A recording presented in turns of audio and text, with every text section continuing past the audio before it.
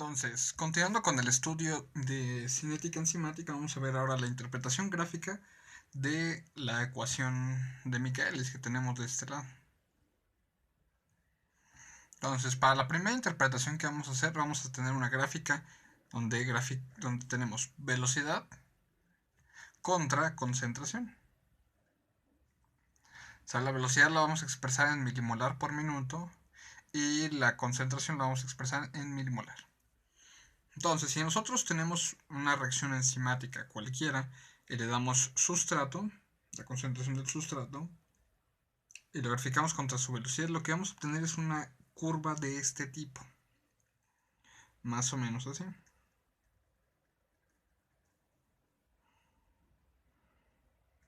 ¿Sale? Esta curva es muy interesante y vamos a obtener varios parámetros de esto a partir de esto. Lo primero que vemos es que a partir de aquí se deja de crecer. La reacción deja de moverse. Entonces, a toda esta línea que vamos a dibujar de color rosa,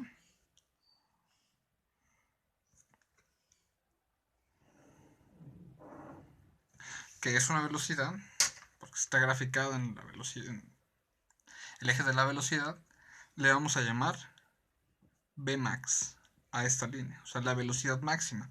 Y esta es una asíntota. ¿Qué quiere decir? Que nunca se van a tocar tanto la curva como esta línea. ¿Sale? Eso es Vmax. Es la velocidad máxima que va a alcanzar la enzima. Es lo primero que vamos a determinar a partir de aquí. Ahora, si nosotros sacamos exactamente el punto en el cual se logra la mitad de la velocidad máxima, vamos a obtener que aproximadamente por aquí, ¿sale? Por aquí, vamos a tener que esto es igual a 1/2 de la velocidad máxima. Entonces ya tenemos dos puntos. Aquí que esto es Vmax y esto que le vamos a llamar 1/2 de Vmax. ¿Sale? En el eje de las X.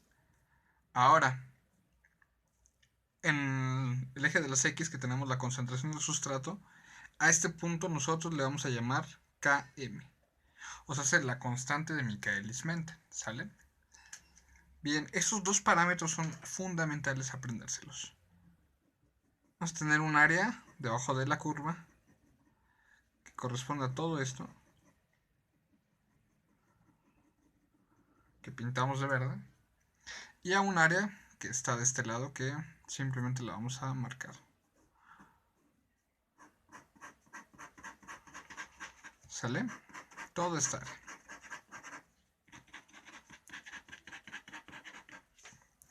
¿Qué es lo importante de deducir aquí? Primero, ya dijimos que Km es igual a 1/2 de la velocidad máxima. Anteriormente habíamos dicho que Km más o menos refiere a afinidad. Vamos a explicar después por qué se refiere a la afinidad. Pero bueno, esta área que sombreamos de este lado, toda esta área, es más o menos una reacción de segundo orden. Se comporta como segundo orden. ¿Eso qué quiere decir? Que la velocidad es directamente proporcional a la concentración de sustrato. Habíamos dicho antes que era rapidez y habíamos hablado de reactivos. Ahora es sustrato contra velocidad. ¿Sale? La velocidad de la enzima. Ahora, justo cuando se supera este punto, comienza la pendiente comienza a modificarse y comienzan a ser pendientes menos acentuadas, hasta el punto en el cual más o menos la reacción tiende a parecer una línea recta. Entonces, a toda esta área que tenemos aquí, decimos que se comporta como de orden 0. ¿Eso qué quiere decir? Significa que la velocidad es independiente de la concentración de sustrato. ¿Sale? Entonces, también lo podemos decir que está limitado por la enzima. A este tipo de comportamiento en el cual se llega a una asíntota y ya no sigue creciendo, también le llamamos gráfica de saturación.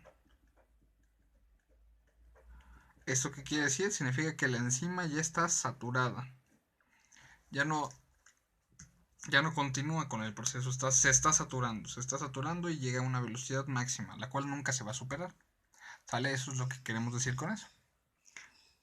Bien, entonces ya tenemos que la primera parte de la curva se comporta como una reacción de segundo orden. Esto es que la velocidad es directamente proporcional a la concentración. Entre más concentración de sustrato haya, hay más velocidad. Y entonces también va a estar limitado por el sustrato. A eso le decimos que esta parte está limitada por el sustrato. Ahora, la segunda parte de la ecuación está limitada por la enzima. Es una gráfica de saturación. Significa que toda la enzima está saturada. Eso significa que es la máxima concentración del complejo enzima-sustrato, que es lo que habíamos dicho en la deducción anterior. Entonces habíamos dicho que la enzima total era igual a la concentración de enzima-sustrato.